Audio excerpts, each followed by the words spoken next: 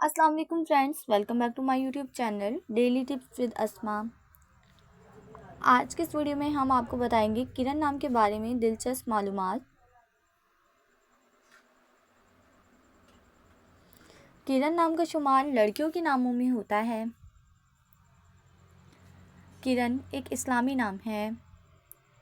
किरण नाम की इब्तदाई तारीख हिंदी ज़ुबान से निकलती है। किरण नाम की लड़कियों के लिए खुशकिस्मत नंबर 5 माना जाता है। माहिरीन के मुताबिक किरण नाम की लड़कियां बहुत खुश मिजाज होती हैं।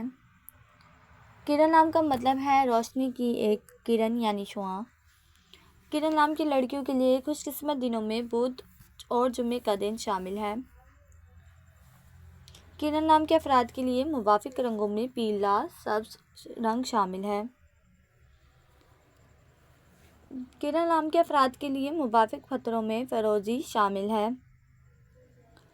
खुशकिस्मती वाली धातों में हिंसों के हिसाब से कांसी और तांबा शामिल है। फ्रेंड्स, अगर आप अपने नाम का मतलब जानना चाहते हैं तो कमेंट बॉक्स में अपना नाम लिखें। इंशाल्लाह हम आपके नाम की वीडियो ज़रूर बनाएंगे। Thanks for watching. अल्लाह हाफिज़।